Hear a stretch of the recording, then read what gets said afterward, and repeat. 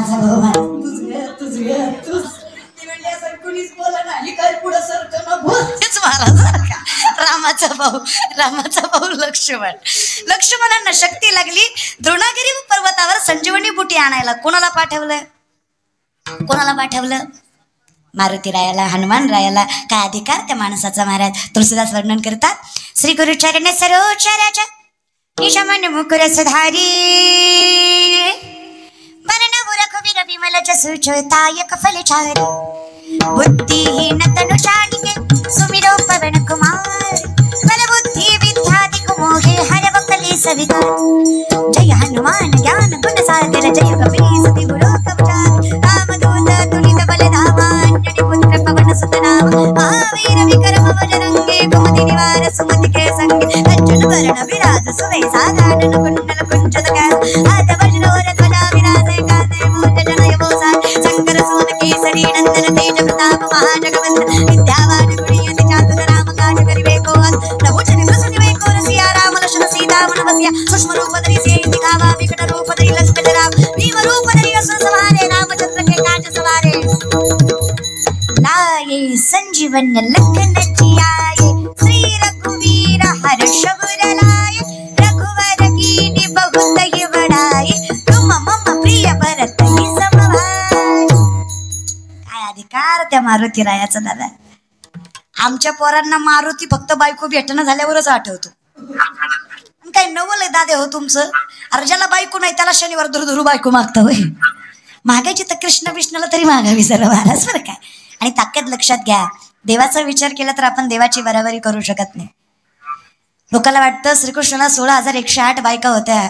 वेड्यांनो एकही बायको माझ्या कृष्णानं केली नाही. 7 बायका माझ्या देवाकडे आल्या. 8वी रुक्मिणी. 16,100 पोरी कंसाच्या कारावासात होत्या. शनी भगवंताकडे याचना केली देवा पोरगी आहे आम्ही, बाई आम्ही, स्त्री आम्ही. कितीही चांगल्या राहिलो असलो, कितीही चांगल्या वागले असलो तरी सुद्धा कंसाच्या कारावासात राहून आलोय. हे जग आम्हाला चांगल्या नजरेनं बघणार. लोक म्हणणार परपुरुषाच्या सहवासात राहून आलेल्या बाया यांचा कोण स्वीकार करणार आहे. हे जग आहे फार गलिच्छ वाईट आणि खालच्या नजरेनं बघतो बायकांकडे. पांडुरंगा विनंती आमची कृष्णा, एकतर आम्हाला जीवेनिशी मारा नाहीतर आमचा स्वीकार करा. कृष्ण म्हणे मी तारणहार आहे, मी मारणारा नाहीये. काय मन मोठं माझ्या कृष्णाचं. त्या प्रत्येक पुरीला कृष्णाने स्वतःचं नाव लावण्याचा अधिकार दिला. पण त्यातल्या एकाही बाईला माझ्या कृष्णानं साधा स्पर्शही केला नाही. हे सनातन धर्म आहे, हे हिंदू धर्म आहे, ही ताकद आणि हे धर्म आम्हाला शिकवतो. हा आमचा कृष्ण आहे. कोण म्हणणार आहे. कृष्णाने प्रत्येक गवळणीकडे भोग भोगोनी ब्रह्मचारी तुका म्हणे नटधारी नवल केवडे केवडे नकळे कान हो वाचे कोडे. देव रे तो एकाही बाईला स्पर्श नाही केला. आता आमची पोरं म्हणतात राधाकृष्णाचं लग्न नव्हतं तरी प्रेम होतं. तू होता का तिथं. लग्न नव्हतं म्हण. ब्रह्माच्या साक्षीने राधाकृष्णाचं लग्न लागलं. आणि राधा ही अशी गोष्ट आहे, असं व्यक्तिमत्व आहे, असा सांगण्याचा हेतू माझ्या लक्षात घ्या. असा गाभा आहे भागवताचा. राधा ही भगवान श्रीकृष्णाचं भक्तीचं स्वरूप जगाला दर्शवण्यासाठी केलेला उच्चार आहे. राधा ही कल्पना आहे. प्रेम कसं असावं, कुठल्या मर्यादेत असावं, किती अमर्यादित असावं, पण त्या अमर्यादामध्ये सुद्धा किती मर्यादा असावी हे सांगण्यासाठी राधेचं वर्णन आहे. प्रेमामध्ये अमर्यादा पण किती मर्यादा असावी. कोण राधा. मोहिनी स्वरूपामध्ये भगवान श्रीकृष्णाच्या विष्णूने कुठलं रूप घेतलं होतं. दैत्याकडे अमृत गेलं होतं ना, मग दैत्याकडनं देवांकडे आणायचं म्हणून कुठलं रूप घेतलं. मोहिनी रूप भगवान विष्णूचं म्हणजे सगळ्यात देखणं, एवढं देखणं. अहो त्या मोहिनीकडे बघून दैत्य भुलले. यात काही नवलंय. देव सुद्धा भुलले. महादेवाला बी वाटलं अशी बायको पाहिजे. कैलासातला बाबा पण मोहिनीकडे बघून बोलला होता महाराज बरं का. असं देखणं रूप होतं माझ्या विष्णूचं. आणि काय देखणं रूप. प्रत्येक सूर्यदेवाला वाटलं अशी माझी पत्नी असावी, पण या 33 कोटी देवात एक देव असे होते ज्यांना असं वाटलं एवढी सुंदर, एवढी सालस, एवढी गोंडस जर माझ्या पोटी मुलगी जन्माला आली तर काय भाग्यवान बाप असेल मी, हा विचार करणारा स्वतः एक देव होता. त्या देवाचं नाव सूर्यदेव. भगवंतालाही नवल वाटलं, प्रत्येकाच्या मनात माझ्या बाह्य स्वरूपाला बघून वासना निर्माण झाली, पण माझ्या रूपाचा खरा अर्थ वात्सल्याने निर्माण केला. त्या सूर्यदेवाच्या घरी मला जन्म घेणं कार्यरतच आहे. माझ्या भगवंताने सांगितलं सूर्यदेवाला, अहो काय मन शुद्ध आहे तुमचं, आणि जिथे मन स्वच्छ आहे ना, नजर पवित्र आहे ना, जगाचा मालक स्वतःहून त्या घरामध्ये वास्तव्य करतो, हा विश्वास संतास. ये कोणी गोपाळ राय तुका म्हणे चित्त करा रे निर्माण, निर्माण गोपाळ राय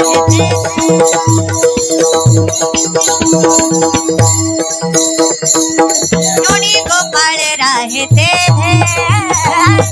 योनी गोपाळ.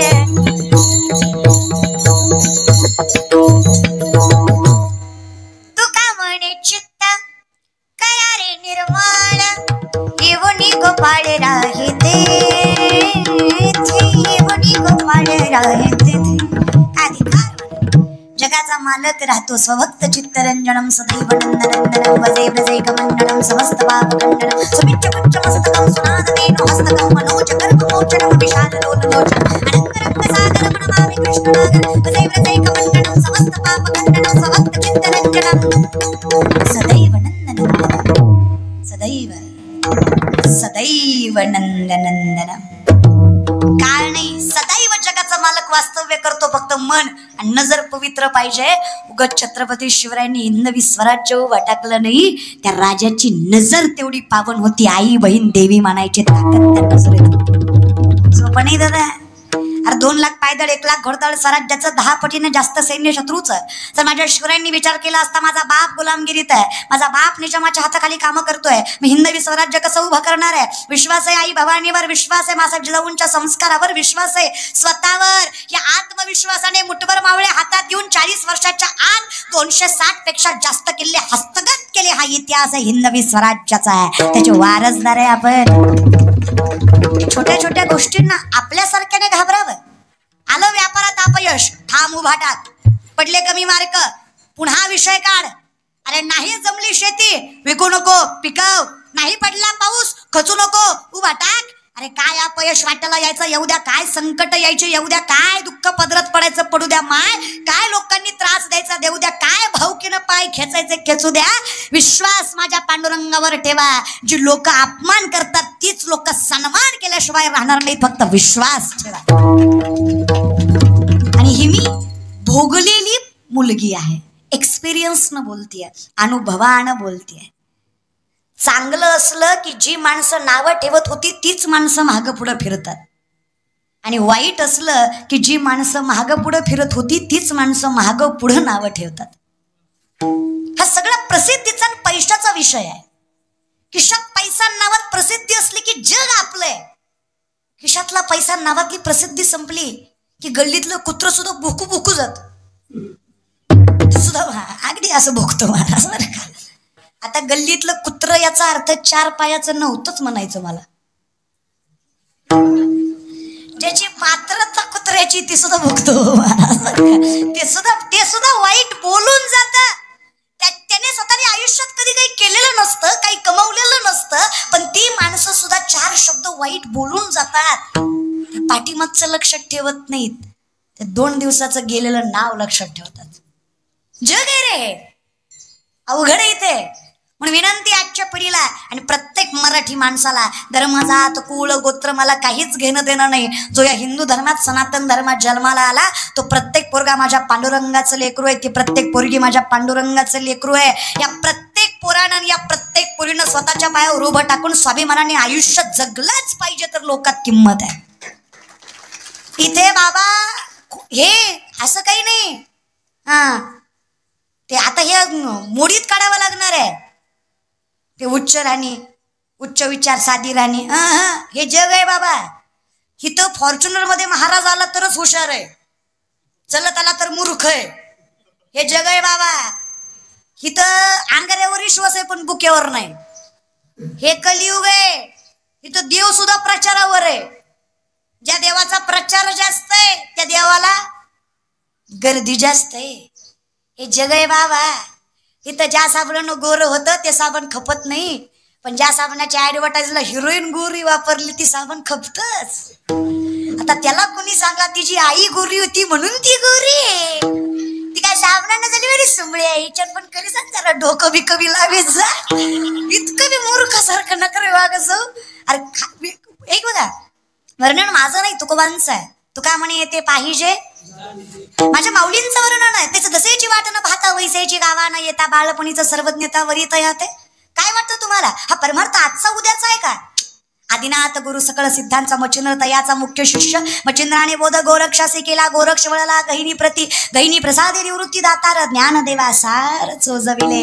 उगत 14 विद्या 64 कला 1400 वर्षाचं वय असणारे चांगदेव महाराज 16 वर्षांच्या माऊलीच्या चरणावर मस्तक ठेवतील कसे? उपजता ज्ञानी हे वर्म जाणोनी आले लोटांगणी चांगदेव. 5 वर्षाची मुक्ताई आहे. त्यांचा पहिला शिष्य योग्यातला योगी असणारा चांगदेव महाराज. माणसाला जिवंत करायची ताकद होती मेलेल्या माणसाला. तो योगी पुरुष माझ्या 5 वर्षाच्या मुक्ताईचा पहिला शिष्य झाला. हा अधिकार आहे.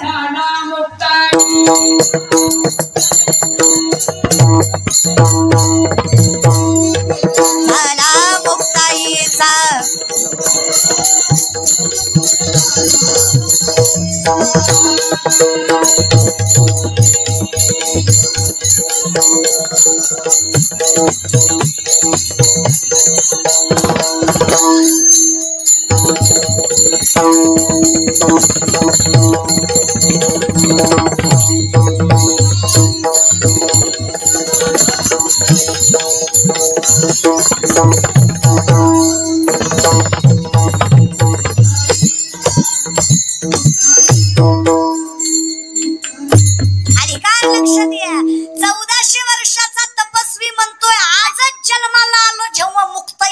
झाली.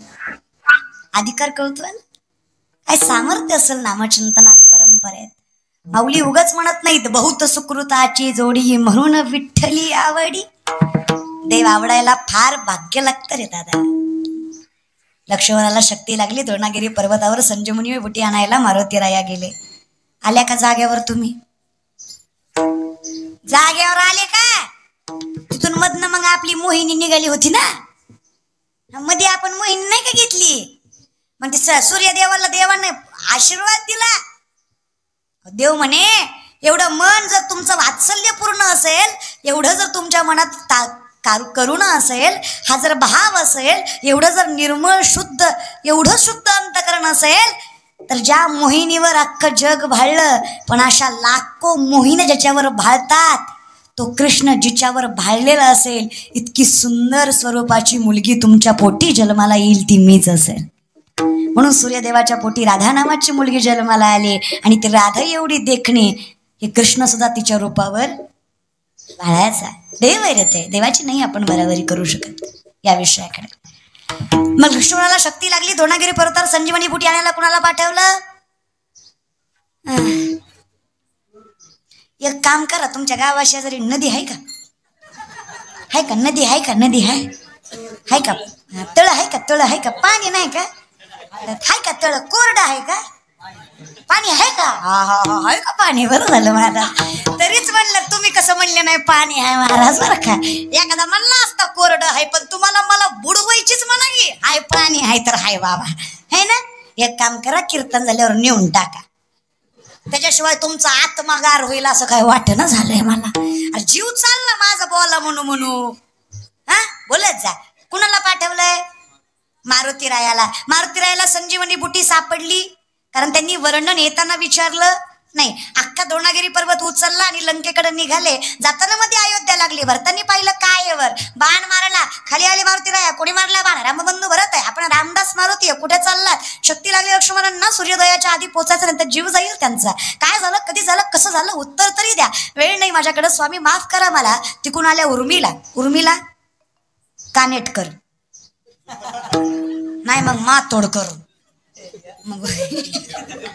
मग उर्मिला लक्ष्मणांची पत्नी, बायको, पातिव्रत्य सांभाळणाऱ्या स्त्रीचा अधिकार सांगते मी तुम्हाला दादा. काय ताकद असते बाईमध्ये, उगच तुकोबराय संताला माय म्हणत नाहीत. अहो काय ताकद त्या लक्ष्मणांच्या पत्नीमध्ये, काय ताकद त्या उर्मिले मातेमध्ये. उर्मिलेनं सांगा बा भाऊजी काळजी करू नका, तुम्ही हे वेळेत पोचणार. आणि मारुतीराया भाऊजींच्या प्रत्येक प्रश्नाचं उत्तर द्या. तुम्ही पोचायच्या आधी सूर्य उगवणार नाही ही जबाबदारी माझी. हिला स्त्री म्हणावं एवढं पातिव्रत्याचं सामर्थ्य आहे. मारुतीराया सूर्योदयाच्या आधी पोचले नाही. मारुतीराया पोचेपर्यंत सूर्योदयच झाला नाही. तुका म्हणे पतिव्रता तिची देवा. काय ताकद बघा नवऱ्याच्या. नवरा चांगला असला ना दादा, काय जगद्गुरु तुकोबरायच्या बायकोचा अधिकार होता. तुकोबरायची बायको जिजाऊ, 2 जिजाऊ झाल्या या मातीत. एका जिजाऊनं पुत्र दिला म्हणून हिंदवी स्वराज्य उभा टाकलं, एका जिजाऊनं धनी दिला म्हणून परमार्थाचा कळस उभा टाकला. 2ही जिजाऊ तेवढ्याच सामर्थ्यवंत होते. अहो तुकोबाचा अधिकार काय सांगतात, तुकोबाच्या बायकोचा काय अधिकार दादा. जिजाऊ तुकोबरायला भाकरी द्यायला निघाली. माझी जिजाऊ तुकोबरायला खाऊ घातल्याशिवाय कधीच खात नव्हती. संताच्या बायका लय गोड गे, लय गोड महाराज बरं काय. अशी भाकरी घ्यायची आणि जायची. तुकोबराय कुठल्या डोंगरावर आहे माहीत नसायचं. चौरस्त्यात उभ्या टाकायची, प्रत्येक वाटेला कान लावायची. ज्या वाटेतनं विठ्ठल विठ्ठल असा जयघोष येईल त्या वाटेनं जायची. अधिकार बघा माझ्या तुकोबाचा. ज्या मातीहून माझे तुकोबा चालायचे ते रज सुद्धा माझ्या पांडुरंगाचं नामचिंतन करायचंय. एवढा अधिकारी पुरुष, एवढा अधिकारी व्यक्तिमत्व माझ्या जगद्गुरु तुकोबांचं होतं. त्याच वाटेनं गेलं की त्याच डोंगरावर जगद्गुरु तुकोबराय असायचे. खाऊ घालायची भाकरी तुकोबाला, मगच माघारी यायची ना आपण जेवायची. एके दिवशी अशीच भाकरी खाऊ घालायला गेल्या आणि माघारी येताना पायात काटा रुतला जिजाऊच्या. काय रुतला? पाया. मला तुम्ही मला सांगा, शेतकरी पायात काटा रुतणं शेतकऱ्यासाठी काही नवल आहे का? नाही दादा, पायात काटा रुतला. आता शेतकरी तुम्ही मला सांगा, शेतकऱ्याच्या पायात काटा रुतला तर बघायला काही पाणी असतं का? मग शेतकरी काटा कसा बघतो? हुशार आहे की तुम्ही महाराज का, थुक्यानं बघतो. आणि तिथं काही हायजीन वगैरे मेंटेन करायचंच नसतं, थुक्यानंच बघायचं असतो महाराज बरं का. ते शोध येपर्यंत काटा अजून आत घुसल्यावर पुन्हा काय बॉम्बलायचं का महाराज, मग थुक्यानंच बघायचं असतं, हे की नाही. मग थुका, आता काय करावं, शेतकऱ्यांना थुका घ्यावा, पायाला लावावा आणि काटा बघावा. आता इमानदारीनं सांगा, एका थुक्यात काटा दिसतो का? नाही दिसत. 2-4 वेळा तरी उलटी पलटी मारावीच लागते महाराज. असंच जिजाऊच्या पायात काटा रुतला. माझ्या विठ्ठलाला दया आली दादा, राहुलं नाही माझ्या पांडुरंगाला. माय लक्षात घ्या, अखिलकोट ब्रह्मांड चालक आहे, त्रैलोक्याचा नाथ आहे, जगाचा बापक आहे, पंढरीचा मालक आहे, द्वारकेचा राजा आहे. अरे 33 कोटी देवाचा अवतार माझा पांडुरंग वैकुंठ सोडतय. जिच्या चरणाच्या स्पर्शासाठी तप विधिवत वैकल्य करून सुद्धा त्याचं दर्शन मिळावं याची खात्री नाही, तो माझा विश्वाचा मालक जिजाऊचा पाय हातात घेतून स्वतःच्या मांडीवर ठेवून स्वतःच्या थुक्यानं तिचा काटा दिसतो का बघतो. त्याला तरी कुठे एका थुक्यात दिसणार आहे? ती तीच बोट तोंडात, तीच बोट पायाला, तीच बोट तोंडात, तीच बोट पायाला. आता खरंच आहे ना, कसा थुका तुम्ही कसं वागणार आहे बरं. आता ही जातानाच अभिमान महाराजाच्या पायात काटा रुतावा महाराज. अगदी तसंच पांडुरंगानं बघावं. आता सरपंचाला नाही पण सरपंचाच्या बायकोला राग आला ना. सरपंचिनीला वाटलं माझा गावाचा सरपंच आहे नवरा आणि बसलाय खुर्चीवर. अहो लोकांनी मान नाही दिला त्याला, लय राग आला. कुणाला? रखमाई मातेला. कुणाला राग आला? रखमाई मातेला फार राग आला दादा, फार लय राग आला. रखमाई माता म्हणल्या, देवा खरं सांगा बरं, सगळं दिसतं तुम्हाला, जिजाऊचा काटा दिसना झाला, अर्धा तास झालं. थुका लावला बघताय घेऊ, खरं सांगा बरं, दिसतंय तुम्हाला? काटा दिसत नाही तुम्हाला? खरं सांगा, काटा दिसत नाही. अर्धा तास झालं काटा दिसना झाला. न सांगता तुम्हाला कळू येते, न सांगता भक्ताच्या मनातलं सुद्धा कळतं. तुम्हाला काटा दिसना, पांडुरंगा दिसत नाही. दिसतो पण वर्णन आहे माझ्या विठ्ठलाचं. रखमा काय वाटतं तुला? काटा रुतवणाराही मीच आहे आणि काटा काढणाराही मीच आहे. माझ्या तुकोबांची अर्धांगिनी आहे, माझ्या तुकोबांची पत्नी आहे. अधिकार तिचा संतांपेक्षा देवापेक्षा कमी नाही. तिच्या पायाची धूल माझ्या मुखाला लागावी म्हणून केलेला अट्टास आहे मी रखमा. नाही तर काय गरज आहे मला सांग तिचा काटा बघायची? अधिकार लक्षात घ्या फक्त माय. पांडुरंगानं जिजाऊच्या पायातला काटा काढला. जिजाऊचा काटा काढायला विश्वाचा मालक आला. आमचा काटा लोकांनीच काढला, आमचा काढला. पण लोकांनीच काढलं नाही का. फक्त विकार लक्षात घ्या, माय आहे ते. कुठल्याच गोष्टीची लाज बाळगत नाही, कुठलीही गोष्ट. त्याचे सर्वस्व ही लेकरं. लय झाली का तुम्हाला? लय झाले असते तर देऊन टाका, घेऊन जाते, शिकवते कीर्तन बिर्तन. असा उतडा रिकामा सोडू नका ना.